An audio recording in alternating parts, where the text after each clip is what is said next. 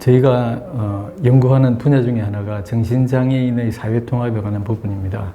저희 연구진들이 그동안 연구 성과를 토대로 해서 정신건강복지법을 개정하는 데 상당히 많은 기여를 했습니다. 특히 정신건강복지법, 새로 이제 시행되고 있는 정신건강복지법의 경우에는 정신질환자들의 자기결정권을 존중하고 정신질환자들이 지역사회에서 치료를 받을 수 있도록 하고, 그리고 병원에 입원하더라도 자의 입원을 하고 비자의 입원은 최소화하고, 비자의 입원을 하는 경우에도 정신질환자들이 자기 스스로 결정할 수 있도록 지원하는 것을 큰 원칙으로 이렇게 설정하는 부분들이 새롭게 들어갔고요. 그리고 비자의 입원을 하는 요건을 굉장히 엄격하게 했습니다. 그렇게 정신건강복지법을 개정하는 데 저희가 상당히 많은 기여를 했고요. 그 이후에 이 법이 시행되고 난 다음에 정신질환자들로서 장기간 이렇게 사회에서 격리되어서 정신요양시설에서 생활하는 분들이 있어요. 이런 분들은 자기결정권을 행사하는 게 상당히 어렵습니다. 그래서 저희가 보건복지부하고 같이 이제 협력을 해서 정신질환자들을 위한 공공후견 지원 프로젝트를 해서 지금 전국에 한 450여 분들이 공공후견인이 선임되어서 지원을 받고 있습니다. 그리고 정신병원에 비자의 입원을 해 있는 분들이 이제 자기결정권을 행사할 수 있도록 지원하는 그런 절차 보조 사업을 2018년 말부터 이제 시범 사업으로 도입해서 지금도 하고 있습니다. 그 사업을 저희가 이제 기획을 하고 연구진들이 참여해서 프로그램을 만들고 이 사업이 세팅되는데 이제 도움을 드렸는데요.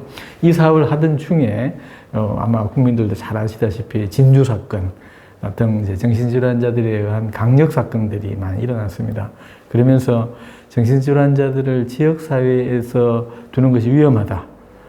그래서 정신질환자들의 경우에는 그러니까 지역사회에 있더라도 정신건강복지센터에서 약물 치료를 계속할 수 있도록 관리를 해야 된다.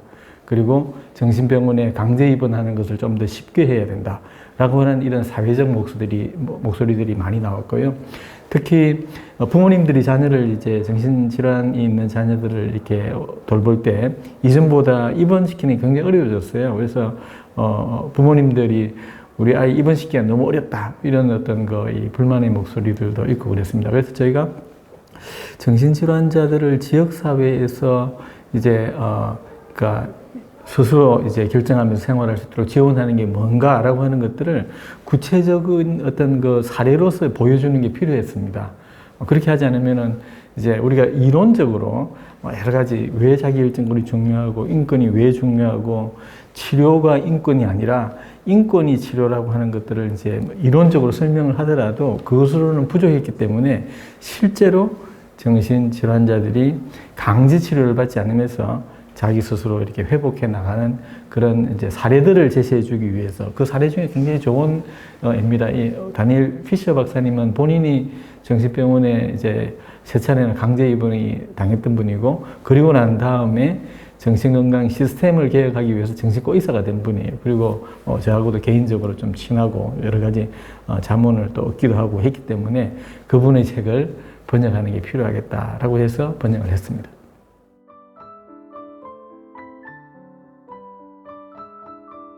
네, 우리가 그동안 우리나라에서는 사실 이제 우리가 흔히 이야기하는 그러니까 장애 정책에 관해서 의료 모델과 그리고 이제 크게 보면은 이제 사회적 모델 그리고 최근에는 인권 모델 이런 게 있습니다. 지금 이 3가지 모델이 있었는데 그 중에서 2006년에 유엔 장애인 권리협약이 만들어지지 않습니까? 장애인 권리협약의 경우에는 인권 모델을 기준으로 해가지고 이제 사회복지라든지 의료라든지 이런 것들을 이제 그러니까 어떤 식으로 배치시켜야 되는가라고 하는 것들을 규정하고 있는 것입니다. 그런데 정신질환에 관해서는 우리는 그동안 정부 정책도 그렇고요. 법도 압도적으로 의료 모델에 입각하고 있습니다. 의료 모델이라고 하는 것은 정신질환이라고 하는 것을 도파민이라든지 세로토닌이라든지 등 우리 뇌에서 신경 전달 물질의 불균형 때문에 생긴 것이다 라고 이렇게 정의를 하고 있어요. 그런데 그것이 과학적으로 이제까지 의학적으로 증명된 바는 없습니다. 그럴 것이라고 추측을 하고 있는 것이죠. 근데 이 책은 어떤 식으로 보고 있느냐 하면은 정신질환을 그러니까 질환이라고 보는 것이 아니라 정신건강상의 문제다라고 이렇게 정의를 하고 있습니다. 정신건강상의 문제가 왜 생기느냐? 이것은 스트레스라든지 트라우마라든지 개인이 통제할 수 있는 영역을 넘어선 어떤 심각한 정신적인 스트레스, 우리가 뭐 실업을 한다거나 또는 이제 연인하고 헤어진다든지 가족과 사별한다든지 이런 본인이 견디기 어려운 그런 어떤 고통들이 있습니다. 그런 이제 상황에서 생기는 현상이다.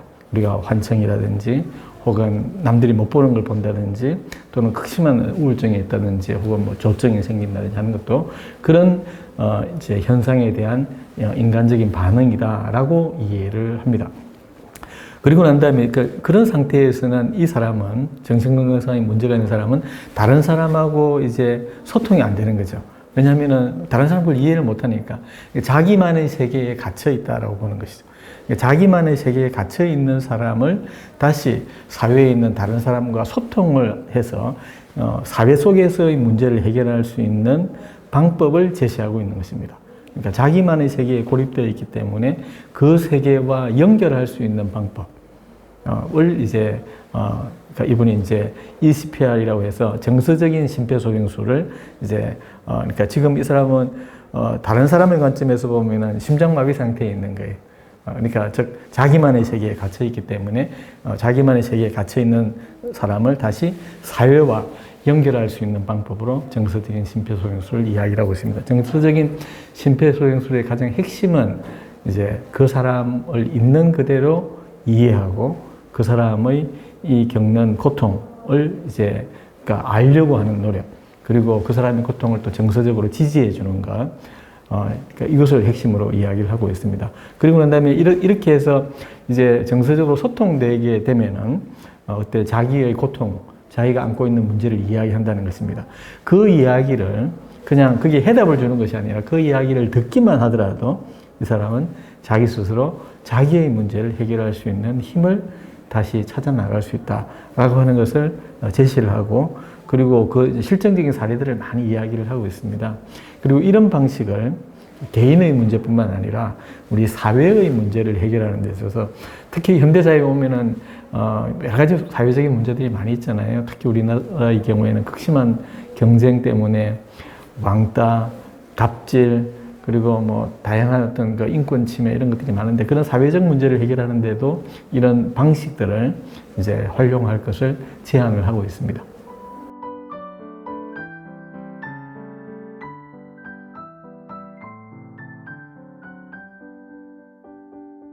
네, 저희가 연구하는 것이 이제 복지와 행복이라고 하는 큰 주제 하에서 특히 정신적 장애가 있는 분들을 어떻게 사회적으로 통합시킬 것인가 라고 하는 부분들을 저희가 연구를 하고 있습니다. 정신적 장애라고 이야기할 때는 치매가 있다든지 발달장애가 있다든지 혹은 이제 건강상의 문제가 있다든지 뭐 등등 이런 분들이 이제 정신적인 어떤 이 장애가 있는 분들이에요. 이런 분들의 경우는 그동안 우리 사회의 경우에는 관리를 해야 된다. 그리고 뭔가 병원이나 요양시설에 혹은 그 밖에 장애인 거주시설에서 잘 이제 보호를 해야 된다라고 하는 것이 그러니까 주류적인 생각이었어요. 그러니까 저희는 그것이 아니라 그분들이 지역사회에 나와서 장애가 없는 비장애인들 같이 더불어서 살 수 있는 그런 방법들을 찾아야 된다. 그것을 제도적으로 어떻게 찾을 것인가, 그리고 그런 제도가 마련되었을 때 실무에서 어떻게 실천할 것인가 라고 하는 것들을 연구를 하고 있습니다. 이 연구에서의 핵심 키워드는 자기결정권을 존중한다 라고 하는 거고, 그리고 자기결정권을 행사할 수 있도록 지원한다 라고 하는 것입니다. 그런데 자기결정권을 존중한다라고 하는 부분에 관해서 많은 사람들이 오해를 하고 있어요. 가령 내가 죽고 싶다 라고 하면 그것도 자기결정권이냐, 혹은 내가 가지고 있는 거를 예를 들어서 그냥 가지고 있는 재산을 발달장애인이 다른 사람한테 줘버리는 것, 이것도 자기결정권이냐.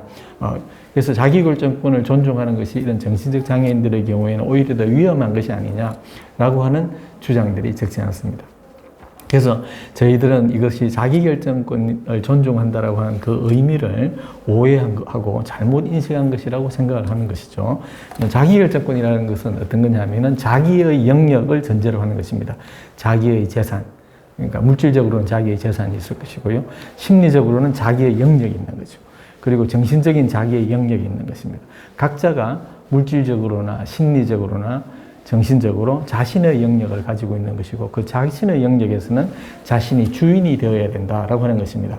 그것을 존중해 주는 것을 자기결정권이라고 이야기를 합니다. 그런데 이런 자기결정권, 자기의 영역에서 주인이 되기 어려운 사람들이 많이 있어요. 질병이 있다든지 혹은 나이가 초고령 상태가 된다든지 혹은 장애가 있다든지 이렇게 해서 자기 영역에서 주인공이 되기가 어려운 분들이 굉장히 많이 있습니다. 그리고 어릴 때부터 자기 영역의 주인공이 되도록 훈련을 못 받은 경우들이 굉장히 많이 있습니다. 특히 우리나라의 경우에는 아동기부터 이제 자기 영역에서 주인공이 되도록 훈련을 받는 것이 아니라 부모가 지시하는 방향으로 성장하게 됩니다. 그러니까 그렇기 때문에 특히 이제 정신적인 문제가 있으신 분들의 경우에는 자기 영역이 이렇게 쪼그라들어 있는 상태입니다. 그렇기 때문에 이분들에게 자기 결정권을 존중해 주는 것은 쪼그라들어 있는 자기 영역을 넓혀주는 거예요. 원래 상태대로 넓혀주는 것이 이제 자기 결정권을 존중하는 것이라고 생각을 하고 있습니다. 그래서 그 방향으로 저희들이 연구를 계속하고 있는데요. 이 연구는 정신적인 이제 장애가 있으신 분들, 정신 건강상의 문제가 있는 분들의 자기결정권을 다시 회복하기 위해서 우리가 어떤 지원을 해야 되는가라고 하는 것을 구체적인 사례로서 보여주는 것이죠. 저희가 그동안 이론적으로 여러 가지 그런 부분들을 찾아내고 그리고 또 논문으로 발표하고 했지만 그래서 굉장히 이론적이기 때문에 일반 국민들이나 정책 입안자들이 선뜻 납득이 안 되는 거죠. 우리나라에서는 이런 이제 실천 사례들이 없기 때문에 그 이야기가 어떻게 실천될 것인가에 대한 감이 오지 않는 것이죠. 그래서 저희가 이 책을 번역함으로써 저희 연구를 한편에서 이렇게 좀 실천의 영역에서 뒷받침해주기 위해서 번역을 하였습니다.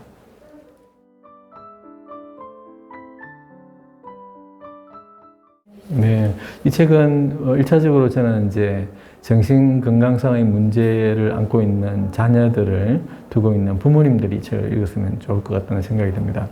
대개 우리나라의 부모님들은 우리나라 부모 정이 굉장히 많잖아요. 그러니까 대한민국 국민들의 기본 특징인데 정이 많을 때 자녀들이 그러니까 올바르게 성장해 나갔으면 좋겠다라고 하는 그런 따뜻한 마음들이 있기 때문에 대개 보면 간섭을 많이 합니다.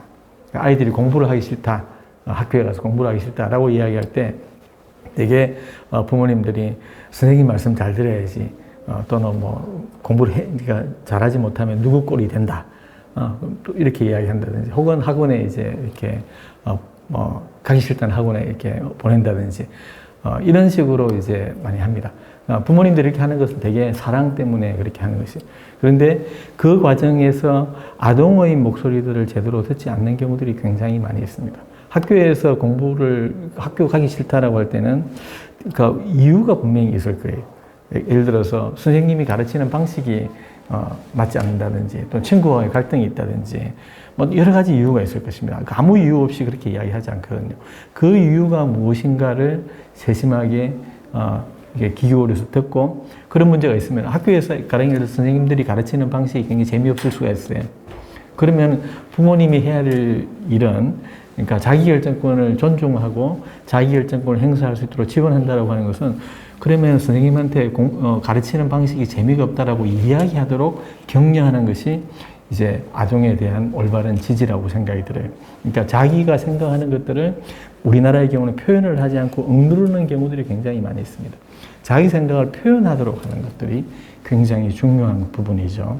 어릴 때부터 이렇게 자기 생각이나 느낌, 감정들을 표현하도록 이렇게 이제 아이들을 양육을 해야 되는데 그렇게 하지 못하니까 그 과정에서 억눌려 있던 사람들이 되게 정신건강상의 문제들을 많이 안게 됩니다. 정신건강상의 문제를 안고 있는 당사자들을 만나서 이야기를 해보면 많은 사람들이 학교에서 왕따를 당한 경험이 있다든지 선생님한테 이제 차별을 당한 경험이 있다든지 물론 선생님이 의도적으로 차별한 건 아니겠죠. 본인이 느낄 때 그러니까 그런 경험들이 있는 사람들이 거의 대부분입니다. 그런데 그런 것들을 한 번도 이야기를 해본 적이 없는 거예요. 그러니까 이런 것이 계속 억눌려 왔기 때문에 그리고 가정에서도 그런 이야기를 귀 기울여 듣지 않았기 때문에 이제 부모님들이 어떤 그러니까 사랑의 마음을 표현하는 방식이 제대로 교육을 못 받으신 거죠. 이 책을 읽어보면은 이제 자녀들에게 가령 예를 들어서 조현 이제 진단을 받아가지고 있는 당사자가 약을 먹지 않을 때 대개의 부모님들이 왜 약을 안 먹냐, 약을 먹어야지 이렇게 이야기한다는 것입니다. 그렇게 하는 것은 잘못되었다라고 하는 걸 이 책을 읽어보면은 알 수 있을 것입니다. 그리고 당사자가 근데 부모님이 납득할 수 없는 어떤 이야기를 할 때 그게 큰일 났다라고 하는 것이 아니라 왜 그렇게 이야기하는지를 이제 들을 수 있는 자세, 자녀의 목소리에 대해서 경청할 수 있는 자세를 배울 수 있을 것이라고 생각이 됩니다. 그리고 이 책은 제가 생각할 때는 이제 과 의사 선생님이라든지 또는 그런 전문가들이 이 책을 읽으면 사회복지사도 마찬가지고요. 그런 분들이 읽었으면 정말 좋을 거라는 생각이 듭니다. 저도 법을 가르치면서 제가 학교에서 배웠던 것들, 그리고 대학원 과정에서 연구했던 것들, 이런 것들이 학생들에게 내가 연구한 것들을 가르쳐야지라고 생각을 하면서 학생들을 가르치지만 실제로 학생들의 반응으로부터 더 많이 배웁니다. 학생들이 어떤 것을 이해를 하지 못할 때 내가 생각하는 것들을 이게 주입시키기보다는 왜 학생들이 이해를 하지 못할까? 내가 알고 있는 어떤 것이 잘못된 것은 아닐까? 스스로 이렇게 되돌아보면은요, 거기서 의외로 새로운 아이디어들을 많이 얻게 됩니다. 정신과 의사 선생님이 환자들이 예를 들어서 약을 복용하기 싫어하고 또는 의사 선생님이 싫어하고 이렇게 할 때 의사 선생님이 처방하는 것에 대해서 뭔가 불만을 제기하거나 이럴 때 그것이 이 환자가 지금 뭔가 교과서에 있는 대로 안 한다라고 생각하는 게 아니라 이 환자가 도대체 이제 그러니까 환자의 욕구가 무엇일까라고 하는데 관심을 더 많이 기울이면은 이제까지 정신과 의학에서 알지 못했던 새로운 것을 찾으실 수도 있을 거라고 생각됩니다. 사회복지사의 경우도 마찬가지죠. 그러니까 즉 우리가 흔히 이야기하는 클라이언트의 목소리들에 대해서 훨씬 더 귀를 기울이게 되면은 훨씬 더 좋은 실천들이 나오게 되고 그 좋은 실천들 속에서 새로운 발견들이 이루어질 것이라고 생각이 듭니다. 그리고 저는 이 책을 정책 입안자들이 꼭 읽었으면 좋을 것 같아요. 우리나라 정책 입안자들의 경우에는 정신적인 건강, 그러니까 정신건강에 문제가 있는 분들을 어떻게 하면 관리할까? 이 생각에 몰두해 있습니다. 이 사람들은 관리의 대상이 아닙니다. 자기 삶을 살아가는 주체입니다. 그렇기 때문에 이분들이 어떻게 하면은 주인공으로서 우리 사회에서 살아갈 수 있을지, 그렇게 하기 위해서 제도를 어떻게 바꾸면 좋을지, 이런 것들을 다시 생각해 볼 수 있는 좋은 계기가 될 거라고 생각이 됩니다. 정책 입안자들의 경우에는 무엇보다도 권한을 가지고 있는 사람들이 자신이 가지고 있는 권한을 이렇게 어려운 처지에 있는 정신건강 문제를 안고 있는 이 개개인들의 삶을 회복할 수 있도록 그러니까 도움을 줄 수 있는 그런 이제 힘이 있는 분들이기 때문에 이 책을 읽으면서 이제 뭔가 새로운 그러니까 제도들에 대해서 좀 마음을 열고 눈을 여는 계기를 마련했으면 좋을 것 같습니다. 무엇보다도 저는 이 책을 당사자들이 읽었으면 좋을 것 같아요. 이제 많은 정신 건강의 문제가 있는 많은 당사자들이 정신 질환의 문제를 자신의 관점에서 보지 않고 전문가의 관점에서 또는 부모의 관점에서 바라봅니다. 일종의 이제 쇠뇌가 된 거죠. 그게 아니라 자기의 문제를 자기의 시각에서 바라보고 자기의 문제를 스스로 해결할 수 있는 주인공이 자기 자신이라고 하는 것을 다시 한번 깨달을 수 있는 굉장히 좋은 계기가 되지 않을까라는 생각이 듭니다.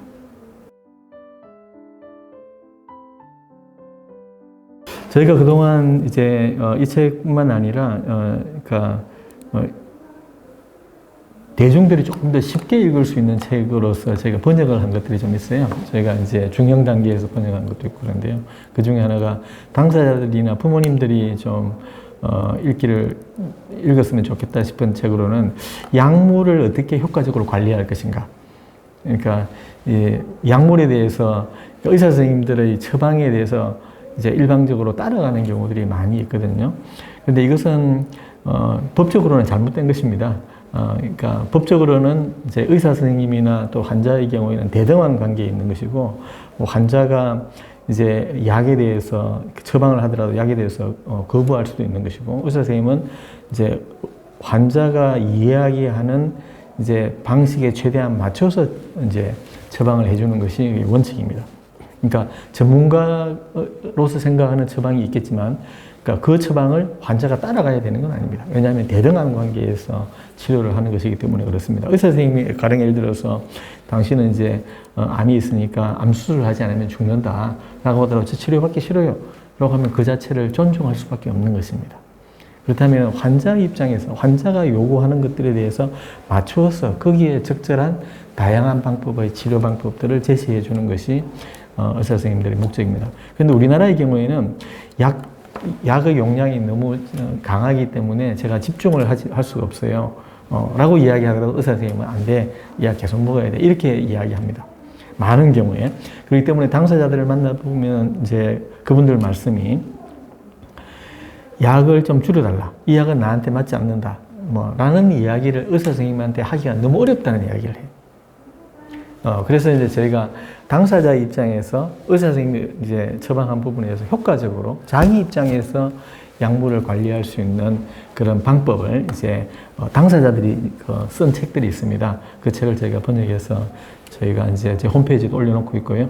그리고 또 이제 저희가 이제 당사자가 다른 당사자들을 그러니까 도와줄 수 있는 그런 이제 굉장히 중요하거든요.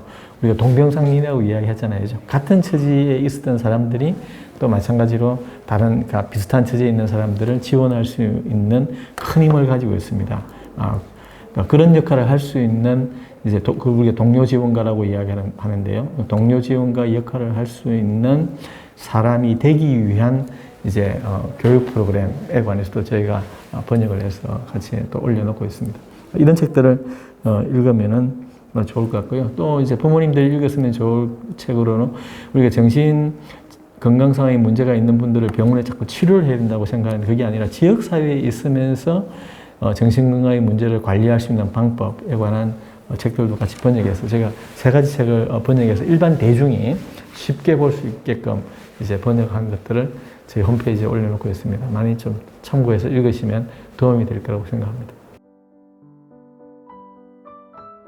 저희가 지금 정신건강의 문제에 국한해서 본다면은 저희가 이제 우리나라 정신건강복지법의 한계 그리고 앞으로 어떤 식으로 이제 나아가면 좋을지를 이제 여러 선진국의 사례와 같이 결합해서 책을 하나 쓰려고 하고 있습니다.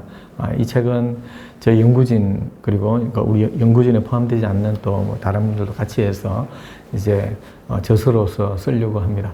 이 책이 나오게 되면은 현재 있는 정신건강복지법이 어떤 면에서 긍정적이고 어떤 면에서 한계가 있는지 이런 부분들이 좀 잘 드러나게 될 것이고요. 앞으로 정신건강정책이 어떤 식으로 바뀌어야 될지 여기에 대해서 구체적인 방안들을 저희가 제시할 수 있는 그런 책이 될 것이라고 생각이 됩니다.